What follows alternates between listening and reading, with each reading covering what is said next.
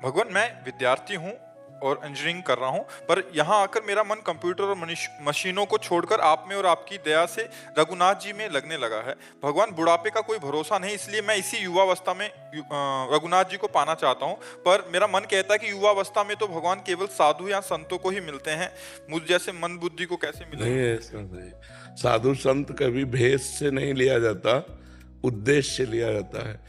जिनका उद्देश्य भगवत प्राप्ति है या भगवत भजन है, वो पैंट शर्ट में भी साधु हैं, और जिनका उद्देश्य भजन और भगवत प्राप्ति नहीं है तो भेष में भी असाधु है।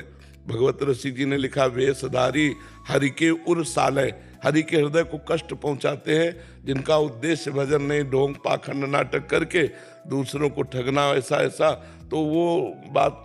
संत तो भगवान ने किसी बाहरी वेश को नहीं कहा। देखो, विभीषण जी को संत कह रहे हैं, तुम सारीखे संत प्रिय मोरे, धरो देह नहीं आन निहोरे। तो संत का तात्पर्य जो भगवान में चित्त को जोड़ता है, वो चाहे गृहस्थ हो, चाहे विरक्त हो, चाहे बूढ़ा हो, चाहे जवान हो। देखो, 5 वर्ष के प्रहलाद जी हैं, महासंत है, दैत्य बालक है, लेकिन भक्तराज कहे गए। जो चित्त भगवान में जोड़ दे वो भगवान का जन संत है। चाहे वो बालक हो, चाहे वो बूढ़ा हो, चाहे देवता हो, चाहे मनुष्य हो, चाहे दैत्य हो, कोई भी हो, चाहे जिस अवस्था में हो, पुरुष नपुंसक नारीवा, जीव चराचर कोय, सर्व भाव भज कपट तज, मोहि परम प्रिय सोय।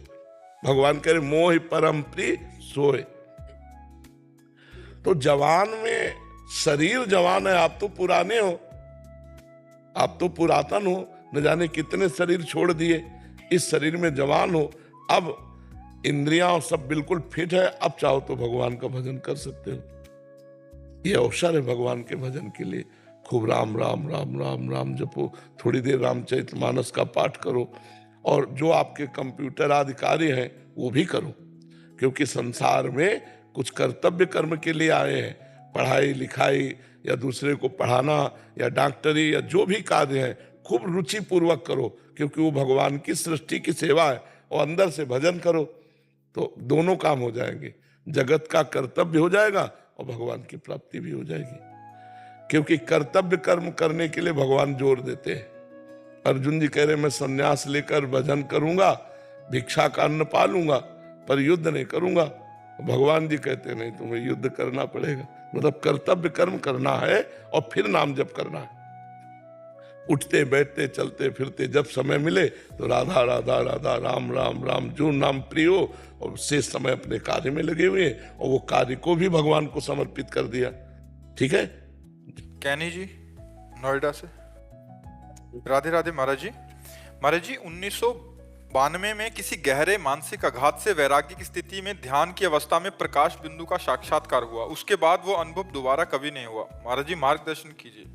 हमें तो ऐसा लगता है कि एक बार भगवत साक्षात्कार हो जाने के बाद जो है फिर कभी विस्मरण नहीं होता।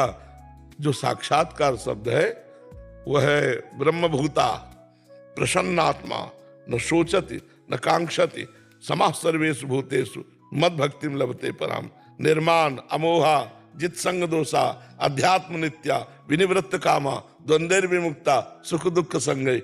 1:20 में देख लो आप अंदर अपने, मान लो, नाम जप करो, जो नाम प्रिय लगे, राम कृष्ण हरि शिव राधा, जो नाम प्रिय लगे नाम जप करो। फिर जो साक्षात्कार होगा वो स्थायी होगा। ऐसे तो सही स्थिति से जो साक्षात्कार होता है वो कृतकृत्य हो जाता है। तर्क और बुद्धि को भक्ति प्रेम में बदल दीजिए। अगर राधा राधा नाम जप करो, राम राम नाम जप करो, इसी से भक्ति आ जाएगी। सकल कामनाहीन जे राम भगति रसलीन, तेव नाम प्रयूष हृदय, तीनों किए मन मीन। नाम रूपी अमृत कुंड में मन को मछली बना दो। देख लो, जो अनुभव हो सो बताना। निरंतर नाम जप करो, देखें बहादुरी। बहादुरी तभी है जब निरंतर नाम जप करो, राधा राधा राधा राधा। बात करते, काम करते, चलते फिरते, अंदर बाहर हर समय नाम चलाओ, आप दिव्य पुरुष हो जाओगे, दिव्य अनुभूतियां हो जाएंगी। फिर ये अनुभूति के बाद ये प्रश्न नहीं रहता गोस्वामी जी कह रहे हैं, जाकी कृपा लवलेश ते मतिमंद तुलसीदास हो, पायो परम विश्राम, राम समान प्रभु नाहि कहूं। जी। रामाशीष पांडे जी। श्री हरिवंश गुरुदेव, आपके चरणों में कोटि कोटि प्रणाम।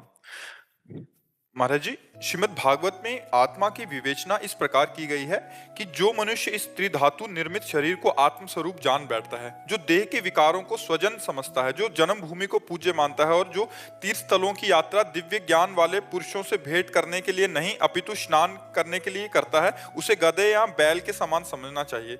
महाराज जी, इसमें मार्गदर्शन चाहिए था। किस प्रसंग में लिखा है? अच्छा, भगवत गीता की बात कर रहे हो, तो किस अध्याय में लिखा है? नहीं, कोई जैसे प्रश्न शास्त्री करे ना, तो उसको अंकित कर ले, जिससे उसका ठीक प्रमाण मिल सके। बकाया आपकी बात जैसे आप पढ़ के बोलो ना, तो ऐसा ही है। त्रिधातु निर्मित शरीर को आत्म स्वरूप जान बैठता है, जो देह के विकार बात यहाँ वैराग्य और ज्ञान की है। दो पद्धतियां हैं शास्त्र में, एक है अन्वय और एक है व्यतिरेक।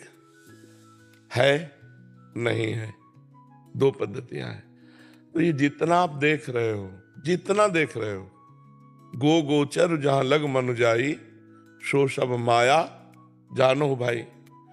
अगर इसी को हम प्रधान मानते हैं, जैसे आज हमने सत्संग में भगवान श्री कृष्ण के वचन पढ़े, भगवान कह रहे हैं ऋषियों से कि जल में तीर्थ ही केवल तीर्थ नहीं होते, पाषाण काष्ठ धातु की मूर्तियां ही केवल भगवान नहीं होती, चर अचर में व्याप्त जो परमात्मा को जान गए हैं, ऐसे महात्मा महातीर्थ होते हैं, ऐसे महात्मा साक्षात भगवत विग्रह होते हैं। महात्माओं की स्तुति भगवान वहां कर रहे हैं। जहां तक हम देख रहे हैं सब मायाकृत है। कुछ मायाकृत में निषेध है और कुछ विधि है। माया में ही कुछ निषेध है, ये नहीं देखना चाहिए, ये नहीं खाना चाहिए, ये नहीं बोलना चाहिए, ये नहीं सुनना चाहिए, ये देखना चाहिए, ये सुनना चाहिए, ये खाना चाहिए, ये करना चाहिए। फिर इसके बाद जब हम इस निषेध को त्याग कर विधि को स्वीकार करेंगे तो हमारा हृदय पवित्र होगा। जब पवित्र हृदय होगा तो हमें ये विधि भी जो है ना, ये ऊपर उठा देगी। तो विधि निषेध से ऊपर उठा हुआ, त्रिगुणातीत हुआ आत्मबोध को प्राप्त महापुरुष ही ये देख पाता है कि फिर व्यतिरेक है ही नहीं। सर्वम खलमिदम ब्रह्म, सर्वम, पत्नी में, पुत्र में, परिवार में, जड़ में, चैतन्य में, सब जगह वो परमात्मा विराजमान है। तो ये समझाने की प्रक्रिया है, ना कि सत्य वस्तु है।